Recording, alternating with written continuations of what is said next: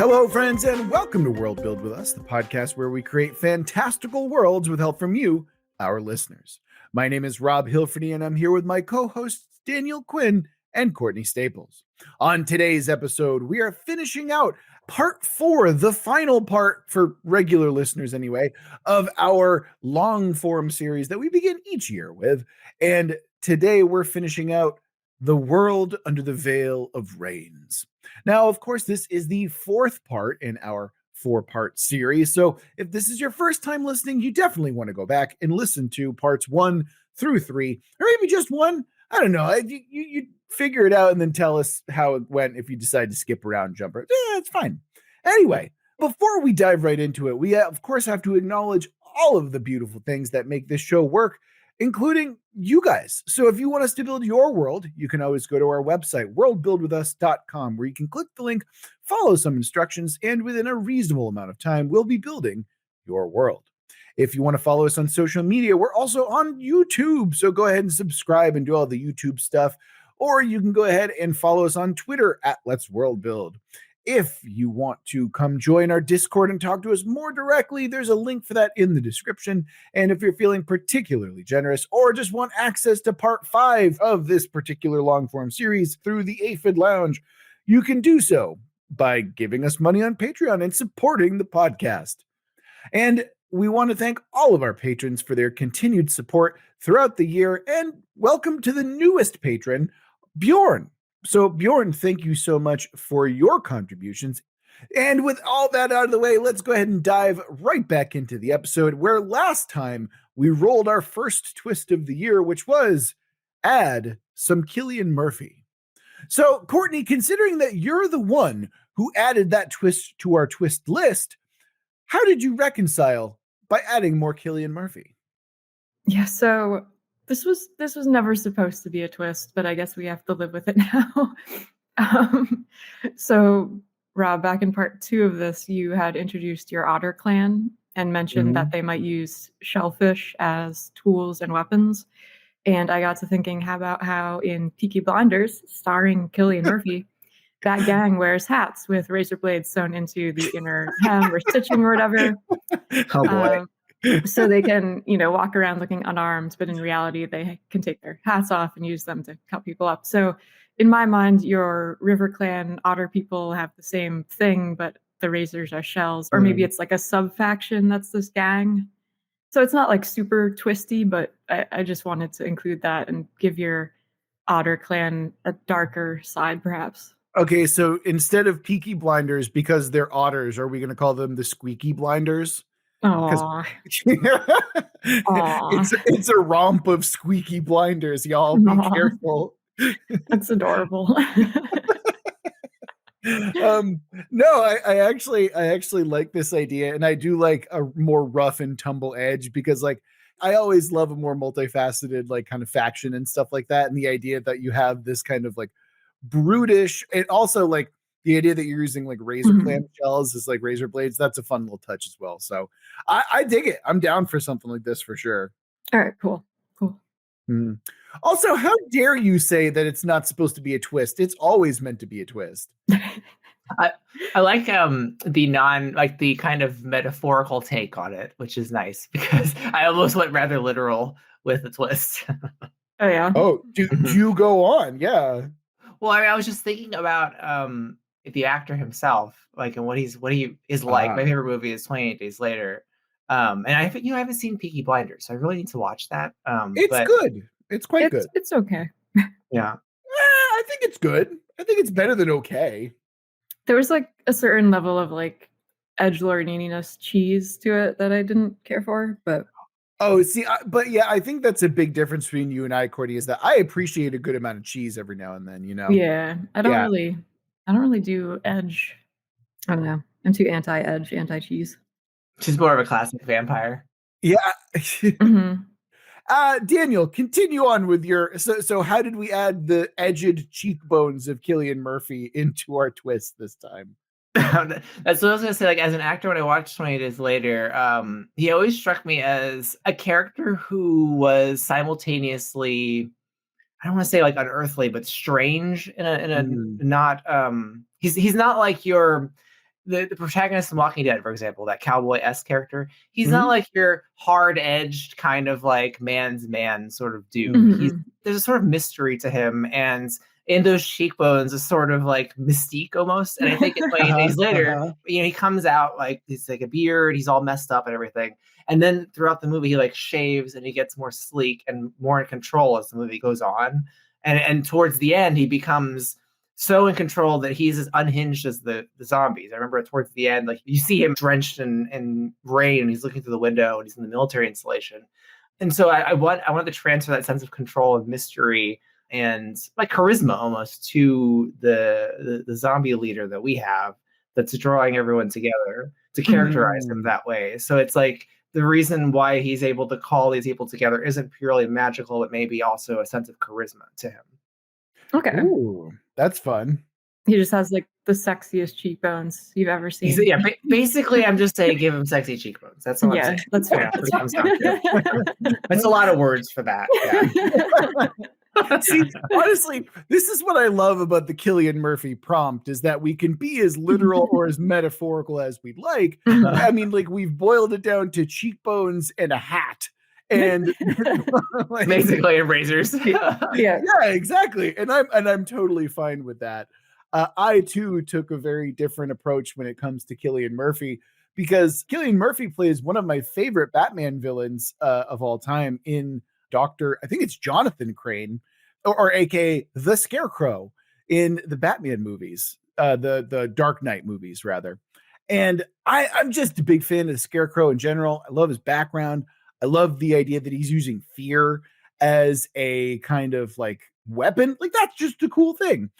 And you know what I was thinking? I think I answered a mystery to myself in that I want a character to exist who's actually behind the kind of sightings in the snow that we came up with last time. And I just thought it would be interesting if there is a character who is able to manipulate the snow, like instilling it with a fear energy, much like in Batman Begins, they're trying to pump the toxin in Gotham's water full of fear juice as well. But like, it would explain why there are multiple people seeing like, stags and bears and wolves and owls in the snow that terrify them. And what's pushing them out is not a physical, actual creature, but something that is portraying illusions and instilling the snow with fear itself.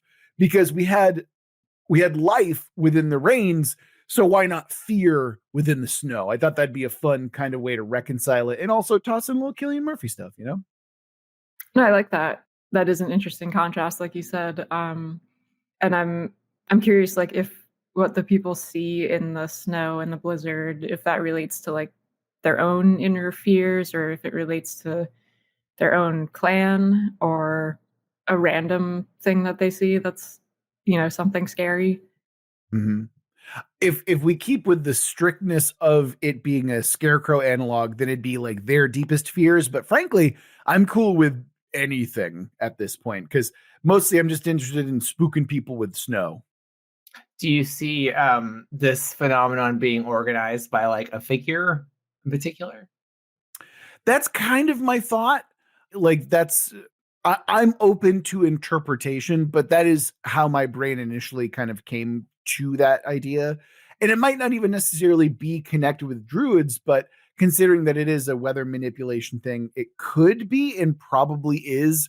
Although if you wanted to keep it away from the totems and just have it be its own thing, I think I'd actually prefer something like that if it was separate from the druids themselves in some way.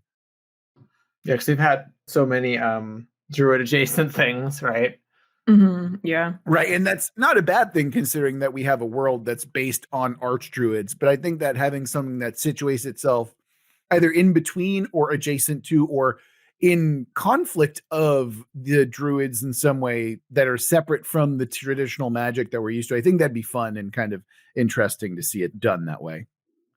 Yeah. Last time we had talked about how there's the second hole in the storm and like what it is and everything. And I mentioned, what if it's like an ancient weapon from like the far, far past, which could have had like a sci-fi level of technology. So like maybe that's part of what's doing this too, which could be an interesting contrast with the nature druid magic. If we have something technology based that they've unearthed that is somehow creating this like fear toxin or fearful imagery or something. Or like a pollutant in the snow in some way.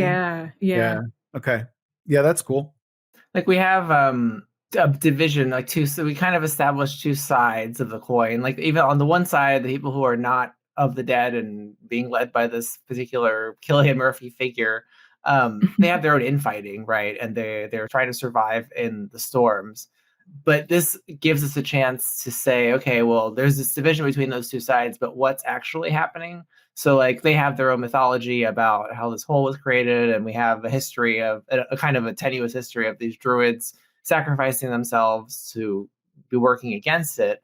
But if there's some sort of technological event that happened in the past, then it raises a question like, okay, is that a third side, or is it related to one of the two that we've established? And then is that, if it is a third side, like, why is it manifesting on the snow? Is it related to the hole? Like, I almost don't want to introduce a totally new third thing, but it would be neat if it elaborates on the two sides. No, I agree. Because another thing that we had talked about is like the Cillian Murphy charismatic skeleton figure, whatever, necromancer guy is like, that long title.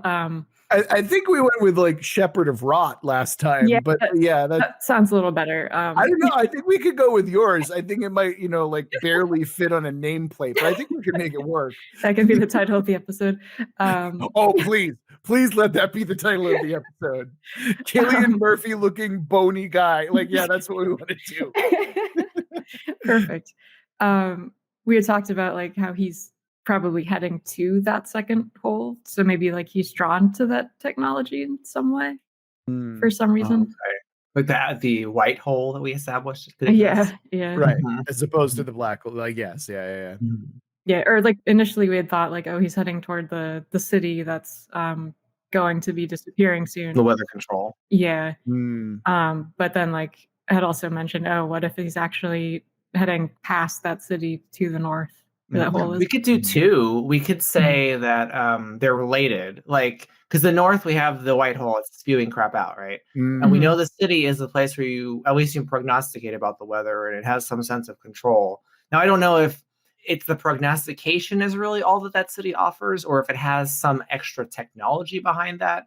But if you relate the two, like perhaps the white hole has a causal relationship to the city. So if you take the city, are you then able to control the white hole, and as well as the weather patterns? Like, is the white hole related to something malfunctioning, or perhaps some machination that we're unaware of happening in the city?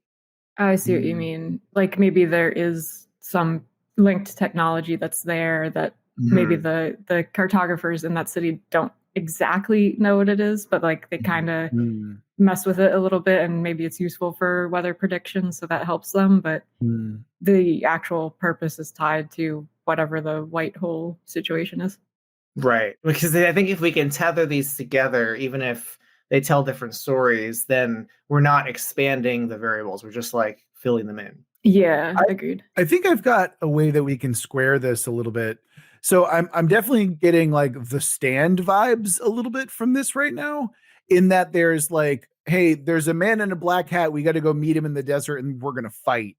And for some reason, I'm getting that vibe from like the shepherd. Like the shepherd is like, in my brain, I'm now seeing them as demonstrably good. And this thing in the snow that's like causing all this fear is some kind of like black hat.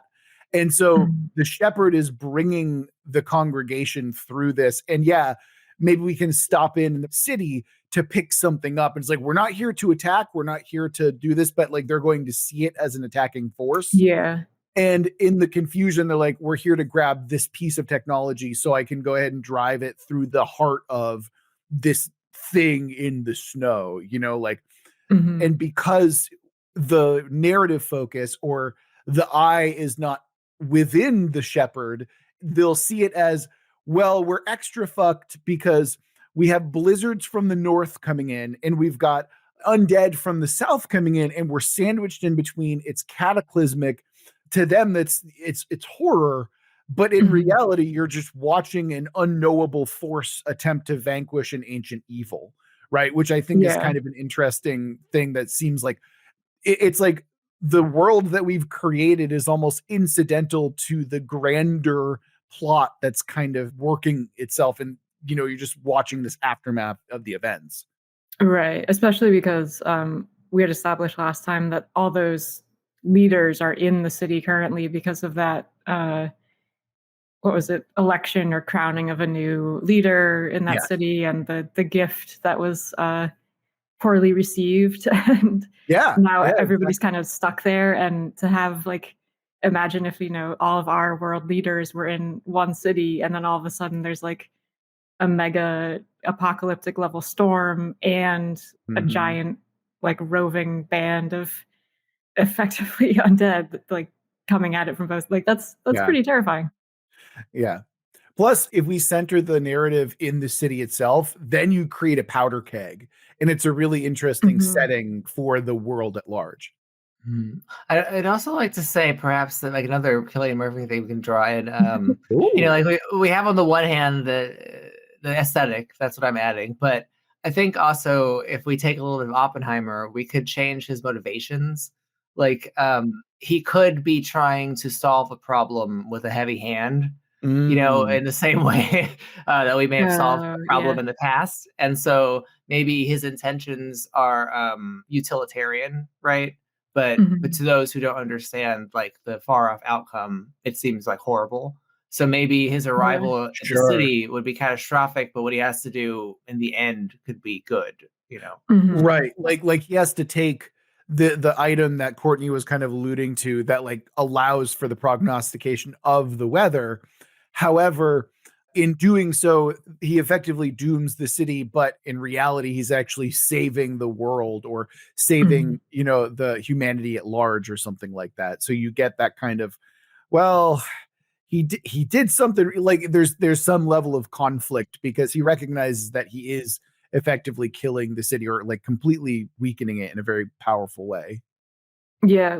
Is he going to make the city a permanent fixture? Because this is the city that can disappear and you can only get to it in certain parts of the year, certain exact patterns of weather and so on. Is he going to change that in some very dramatic way? I mean, it could be that perhaps the apparatus or technology that lets them do the prognostication has to be destroyed, but it also is in fact the thing causing storms. And they're not aware of it. Yeah. So they think they're predicting the weather, but they're actually causing it. Right. Interesting. And maybe the dead has something to do, because we have a whole other world of the dead too that we haven't really. I know. The other thing that we can consider as well is that when the shepherd kind of comes through and removes this technology or thing or whatever, it's not just that they stop the cause of the snowstorms and the blizzards. It's a matter of, we've unmoored you from the tenuous relationship that you have between the material and the undead plane. So now they're going to be permanently exposed. They're now just fixtured on the material plane. So there's no interstitial part. It's the whole navigation, the thing that was keeping them very safe by being difficult to travel to, is now gone. So you're not only stripping them of prognostication, but you're also making them vulnerable by forcing them onto the specific material plane that we're on. Yeah. I mean, maybe his goal is to return all of the dead to the living, and the Stranger Things underworld or whatever it is. By destroying this machine, it'll join the two and end the storms. Oh yeah, I think we did bring that up last time too, that might be one of his potential goals. And I could totally see that, wanting to merge that, and maybe that will even calm everything down. And obviously there's going to be a lot of adjustments to be made, suddenly having all these undead in your world, but maybe even though there would be this initial kind of cataclysm, after that it might be better off. I have this picture in my head that I'm trying to square. So y'all have seen Us, right? Jordan Peele. No, I haven't. Oh, I love that one. Yeah. Yeah. So I'm picturing specifically the Hands Across America scene, Daniel, and I'm going to be as vague as possible, but there is something to me that I find really appealing, that it's not just a mass that is going on, but it's like throughout this entire time, there's been a chain of undead. And what they're actually trying to do is link the two holes together through a literal human chain of undead. Oh. And in doing so, there's something that happens. I don't know. Like, I this is why I'm trying to square it. I just love the imagery, or like this idea that this is the way that you can connect the two, or like close both of them, because the undead themselves are in. Okay, you get what I'm trying to say here, and I'm getting too excited, but that's what I got right now. It might be similar to what the druids did to bind the hole, you know? Yeah. Oh, interesting. Yeah, Because we have a hole that is stopped from being opened further, because that's what the druids did, right? right. But we have a white hole that's growing, so it's similar. So perhaps this is a way to stop the white hole from growing further. Like, I feel like we haven't really solved all these problems at all. Like, we don't really know what's going on yet, but we're trying to connect them, you know? Oh man. So how do we square it then? What do we want to focus on first? Well, the other thing that we were gonna bring to this episode was like a question that hasn't been answered yet about this thing. I mean, maybe part of that, these questions, is to recap what the state of things are, you know, because we've got a lot of things going on currently. Yeah, a few. Yeah. We've got a couple here and there. Yeah, I agree. So actually, why don't we do that? So Courtney, you started us off with your Cillian Murphy twist.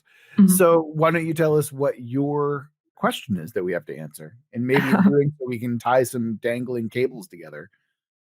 Yeah, my question was kind of like broadly, what's up with the underworld?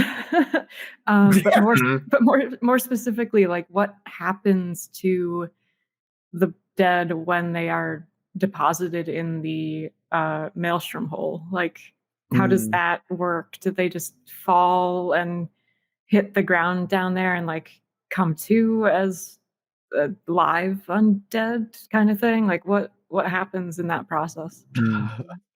I mean, I always like when you have underworlds like this. I always like when they're mirrors of the world above. You know, like yeah. I love that kind of, and we saw that most recently in Stranger Things, of course, which is, I thought, was visually depicted in a cool way.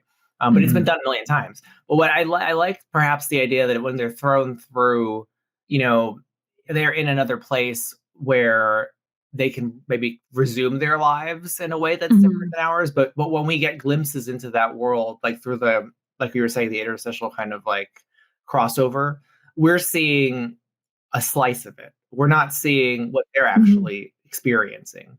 So what I mean to say is, like, you know, you have an insight into this gray, ashy landscape, but it's because you're not dead that you're seeing that. So perhaps the ones who fall through the hole, they have a different experience of life than we know. Do they even know that they're dead? I mean, that's a good question. It's a lot to take in. What I mean, that because like what the implication of that would be, that is that in our side, the dead come back if they're not put in that hole, right? So that suggests that their spirit is somehow imprisoned here. You know, they're not able to continue their life. So this afterlife, when they're put in the hole, they're allowed to go into the afterlife. But then, of course, that raises the question of, like, why is Cillian Murphy coming back and trying to bring them all back? Well, maybe what we should answer first is, why do they keep coming back? And maybe that answer is something along the lines of, there is something that is so incredibly terrifying within the realm of the dead that they refuse to die, and they continue this living cycle instead. They're like, I'm not going to die. My soul will not be subject to the land of the dead. And yeah, I don't know. That's kind of what I've got. Maybe that terrifying thing isn't like a being, but the realization that it's a lie, that they're trapped in some kind of fictional reality, right? And he's woken up and he realizes, in order for the dead to actually die, I have to go back to the world of the living and destroy this thing so that realm is gone. Okay. I see. I was thinking, like, what if their resistance to it is literally just the fear of that being it? Like, I mean, that could be the idea of like oblivion, and they don't want to face that. But I feel like both of those ideas could potentially work. I mean, if those who realize that they're trapped in this fictive, let's say you're just reliving a good moment of your life over and over again, and those who realize that could be a sense of oblivion to them. They're like, oh wow, this is like actually torture. I'm trapped here forever. You know what I mean? And they, when they wake up, they want this to end. So okay, we can use a Plato metaphor here of the cave, right? So imagine that you die and what you experience is the cave itself, right? You're experiencing the best moment of your life. And so to choose to remove yourself from the cave is to choose oblivion, or at least oblivion as they understand it. It's a matter of choosing another existence or to end this cycle in some way. And we don't actually know what oblivion is, or we actually don't know if it is actual death or peace, but it is something that to them is possibility of dying. Right. Yes, right, exactly. Yeah. And that is what is more terrifying to the undead is possibility. Right. And I think that's a really cool concept that we can kind of run with. So then functionally, does that mean, people die? If they don't get thrown in the hole, then they're brought back to life because in effect, the afterlife has been sort of forbidden to them, right?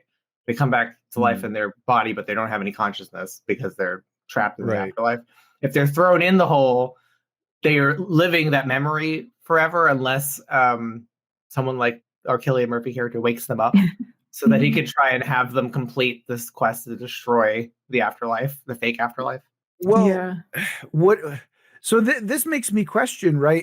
If they choose possibility, then wouldn't that mean that the whole itself is raw possibility? It is this kind of crackling energy of chaos and uncertainty. And to choose possibility is to like hurl yourself into the hole in some way. Oh, I was seeing it the opposite, in that like this hole seems to be some kind of phenomenon that is trapped. Either if you want to go to the sci-fi route, has trapped like psychic energy and consciousness. But that's at odds with like the state of the dead when they are resurrected. I don't know, like, because if his intent is to Murphy's intent is to go to the city, destroy the weather machine, and we're assuming the weather machine has something to do with creating the hole, or then it would mean that it's at odds with what he wants, right? So either I guess the decision for us is the hole a bad thing or is it a good thing? I guess that's another question to ask, is like, why was it established to begin with? Because like the druids sacrificed themselves to keep it from spreading, if I remember correctly. That's just as bad, right? Yeah, so like maybe, I don't know, like maybe they thought that they were doing a good thing by stopping that spreading, but in reality, like that was kind of the natural flow of the world, and it was supposed to like kind of eat itself or like flip itself inside out or something. I don't know. It seems confusing, right?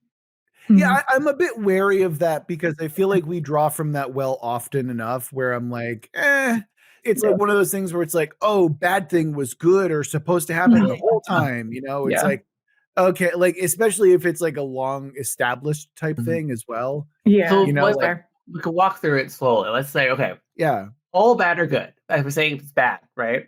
Fundamentally, not a good thing for the world. I don't know. I'm not sure how I want to approach it. I don't know if I want to prescribe morality to this. We can change our mind, but I mean, from the narrative perspective, is it bad for the people of the world, or is it a good thing? The whole itself, and then we can go back and revise, starting there. I think that's the main thing we have to figure out. I think if we go back to the original episode, Daniel, you brought in the whole, and I believe we decided that it was effectively consuming reality world, as we knew it. Yeah. It's just getting bigger and bigger. So we're assuming for now it's bad, right? And that's one. That's a fair assumption. Yeah. Two, we've got storms all over the world, right? And they're related to this hole, I believe, right? The hole is the safe part. Well, the white hole is spewing out snow and ice from the black hole. I think that's what we decided last time as well. And the hole is kind of like the eye of the hurricane. So it's part of the storm. Yes. Because it was called. Yeah.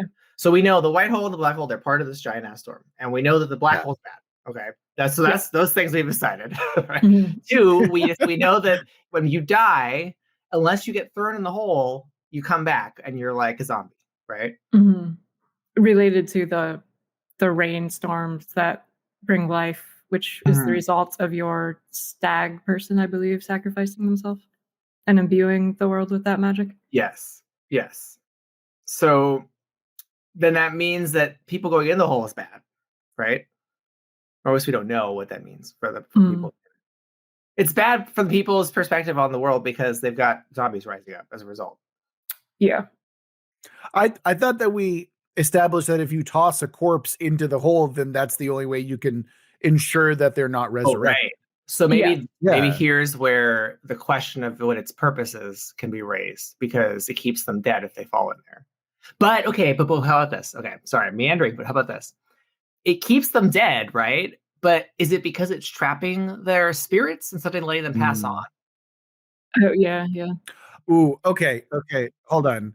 I have this image in my head of the souls in the hole itself are effectively like they're becoming a mass amalgam of like raw soul stuff. And it's a legion that it's like it needs to be flushed, right? The storm is soul stuff then. Yeah. So it seems then that like the world, it's spewing out, it's been wounded and it's spewing out these souls. Souls pour on the bodies and resurrect the dead. And so we put the bodies in the hole because at least then they can't feel the rain and be resurrected, right? But it's a wound still. So they're being trapped in this wound, right? Okay, so I think we're somewhere now. Oh, yes. Okay. Now we can tie in all the other stuff and see, okay, we have that baseline. Now it makes sense, the motivation of Cillian Murphy, because he seems to be some dead that has woken up from the situation and realizes putting people in the hole isn't going to end this scenario, right? And I need to wake up the dead, give them back their consciousness, free them from this conglomeration of souls so we can do something about the situation. Yeah.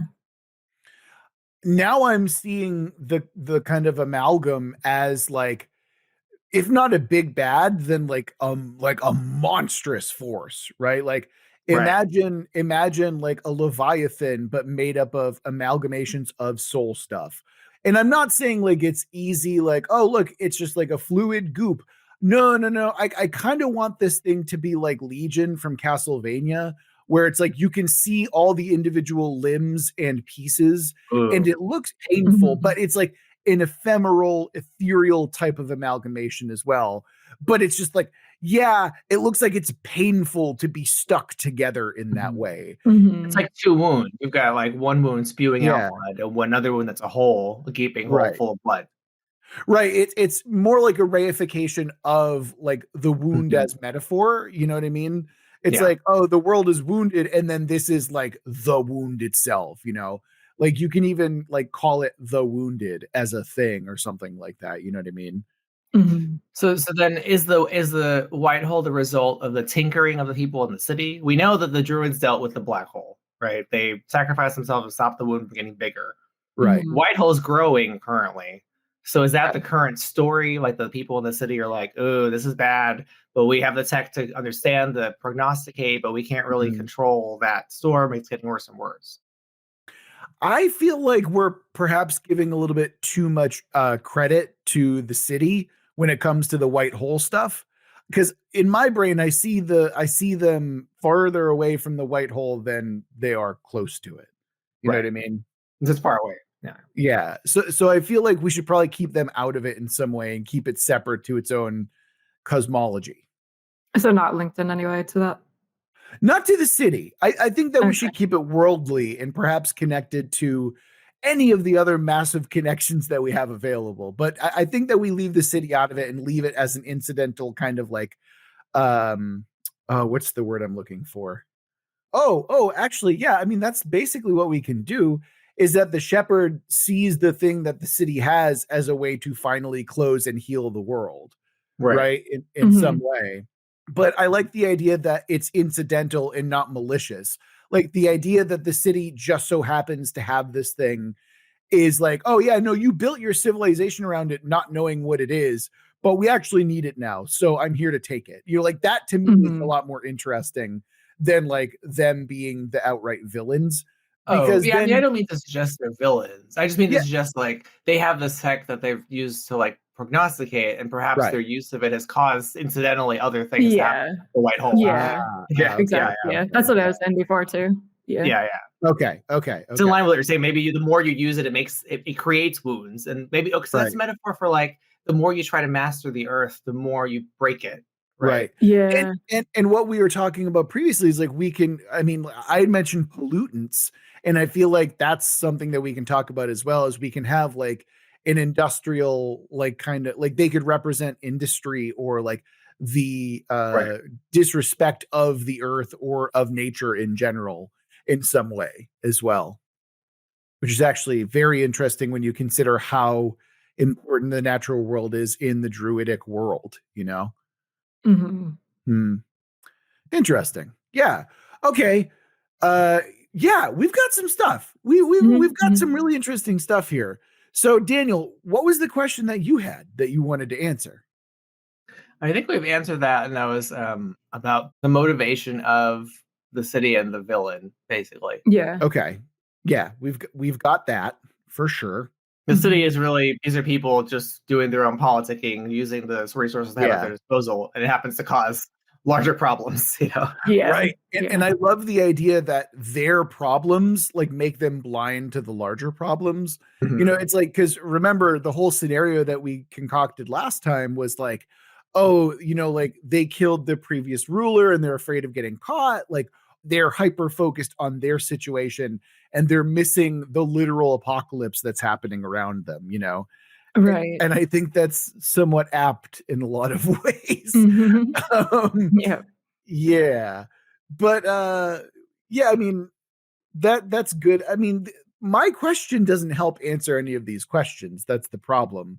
Cuz I wanted to know like what other kinds of magic exist and how do they function in the world, because again, we are deeply focused on druidic magic and we have the totems and stuff like that where, you know, that exists, but I imagine that much like in, you know, like the big wizard settings that, you know, druids are also there and so are clerics, that mages, wizards, sorcerers, warlocks also exist within this druidic world. So like, what does it look like? How does it differ? And like, where does it fit in? Yeah. See, not very helpful with all the questions that we have. It's interesting. I hadn't really thought about other types of magic at all in this world. Right. That's why I'm asking. Yeah. Yeah. I don't know. Because and this sort of raises another question, but like we had established that the sacrifice of those druids was like why their magic is sort of in the weather itself. Like you have the life rains, you have the crow winds, like the otters control the movement of water and stuff. And so yeah, I wonder like how other magical types would get into that. I mean, I'm a fan of keeping, it could be layers to it, but keeping all of the magic systems under one umbrella, like one cause. You know, like you think of like Final Fantasy VII, right? Like all the magic is related to like some lifeblood of the earth, right? And if we're talking about wounds, so spiritual wounds in the earth of this one, I think that could be like our umbrella. Like even if the expression of the magic is different, it all comes back to like how are you using the earth and how is it either wounded or healed by that? Okay, that's fucking cool, because now I'm thinking that like sorcerers and wizards, they feed off of the pain of the world, like the physical literal pain of the natural world. And so it's like wizards and sorcerers are evil as fuck, right? Like it's not like, you know, like, oh, druids good guys. It's like no, wizards literally manipulate the energy that is pain in the world. Agony is what they wield when they wield magic, or at least, or in some cases, right? You could also potentially see it as like pus, or like the natural attempt at healing is perverted by the use of their magic, you know? Yes, it's intentionally so. Yes, exactly. Yeah, that brings me back to that episode that we had recorded with Clark. Was it Land of a Thousand Titan Spawn, maybe? That it was like the Greek one. Yeah, the Greek one, and like literal like musculature and like heart inside of the earth Yeah. that was like spewing up blood and pus and all that. I completely forgot about that, but yes, that absolutely works. Yeah. Like similar vibes there. So like, yeah, that's interesting that wizards could be manipulating it in that way. And like, does that mean that they've almost gotten more powerful as these unpredictable or semi-predictable weather patterns have like swept over the earth? Are they like using that pain for their own benefit? Mm. I mean, I like the differentiation we have going there. Like that could be an explanation that works for me. Yeah. Then I also wonder, like, did the wizards have something to do with the white hole situation and what's going on up there? Mm. I mean, it may be a question for like the people that, if you're designing the setting and using it for your own purposes. Like you could sit down and say, all right, we've got the setting, we've got these possible avenues for explaining how magic works. Like what classes do we want to make for wizards and stuff like that? Yeah. Mm. Well, at least we should answer this, right? How would that magic manifest, right? Because so far, all the magic that we've kind of gotten is, manipulation of the weather in some way. But how would something that feeds off of pain kind of work in that regard? Because I don't see it being completely like, oh, well, pain is just like they shoot fires from their dick hole or something like that. That doesn't necessarily work for me. So, like, what could it be then if not natural? I mean, since we had talked about the white hole situation potentially being technological in origin, but like far, far, far past to the point where it's been kind of forgotten about, like maybe that's where they take some of their power from, like technological devices that are seen as magical purely, or like maybe stuff that's embedded in them. Maybe it's the mixed ritualism with those technological bits. Because like at the end of the day, we're manipulating life force of the planet, right? That's what it is, the rain. So maybe like you shed some blood into the technology, and then it does stuff. Blood, you say? No. Yeah. Okay. Courtney's like, oh, that's by checking the subscribe button. No, because we never really definitively said if this is like a dying earth kind of setting where there's like old tech or whatever. It could be, right? But if it were, then the ritual could be with perhaps found tech. If it's not, then you have a classic fantasy ritual where you give blood to something and then it happens. I'm less interested in figuring it out because I would accept any explanation. I don't really care. I'm just thinking about like what it looks like when wizards manifest this magic. And in my brain, if you're using like coagulant earth blood that is like literally a black agony stone, like I'm totally fine with that. You can have like, yeah, that's pretty neat. Yeah, like I'm cool with something like that where, oh yeah, like wizards use like staves and like wands and stuff like that because they're literal coagulated. Or actually you could even do something like instead of like pitch, like you'll like use that for weapons and shellacking and stuff like that. It's like literally coated in world blood and coagulated blood, and that's what gives it the kind of like finish and varnish that it needs. And so that's why wizards have staves and wands and like foci of power and stuff like that. It's because they're channeling power through coagulated agony, like an agony stone or something like that. Could also be the like trap souls that we had talked about. Oh yes, Courtney, that is absolutely what we're going with. Yeah, no, they're manipulating raw soul stuff. That is agony. Like it's not just physical agony, it's spiritual cosmic agony in a way. Yeah, that's dope. Great job, Courtney. That's a great idea. There you go. Yeah, fuck yeah. Okay, nailed it. Knocked it out. We got there. Oh, and then maybe I could see like a faction of wizards like trying to seek out that like legion type thing that you were talking about, like the massive amalgamation of soul stuff as like an ultimate power source. Or like a beast to be tamed, that obviously if we're doing the thing, it would turn on them and immediately wipe out the entire faction, right? Like probably something like that. Or we could say that this cabal of wizards is like the thing that is causing it in some way. Like it's basically like tormenting this amalgam constantly, which is also kind of causing some havoc. Yeah, there's a lot here.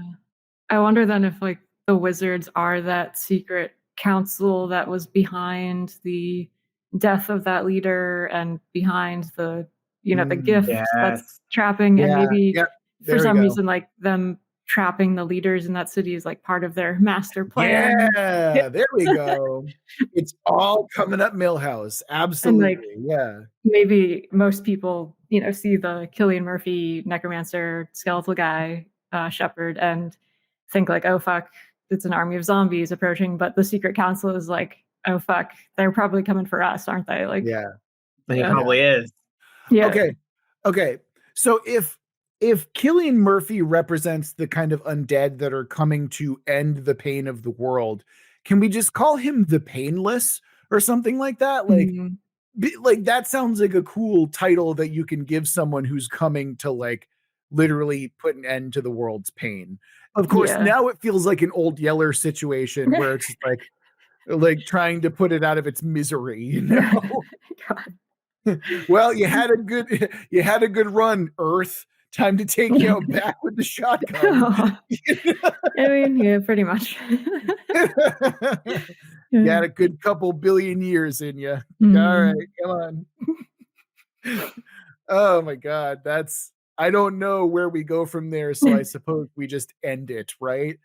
Yeah. I mean, we could always like figure out a quest line, but maybe that's something that we save for the patron episode. Yeah, actually, that's a great idea. If you want to hear us finish out this long form setting that we've got going on here, including a main storyline quest, you can go ahead and do that on the Aphid Lounge whenever you want, just by giving us a little bit of money on our Patreon. But yeah, I think that's going to do it for this particular setting, y'all, unless y'all have any other questions or comments before we pivot on over. Nothing immediate, but I feel like I'll have more questions by the time we record the Aphid Lounge episode. So many. Yeah. Oh, well, if that's the case, then that's going to do it for this episode of World Build with us and our long form series of the year. We always like to start off the new year with a new long form series because we just love to deep dive into something new.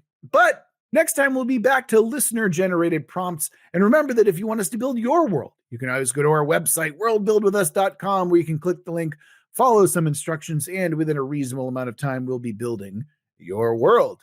If you want to follow us on social media, we're over on YouTube and Twitter. On YouTube, it's the same name, but on Twitter, it's @Let'sWorldBuild.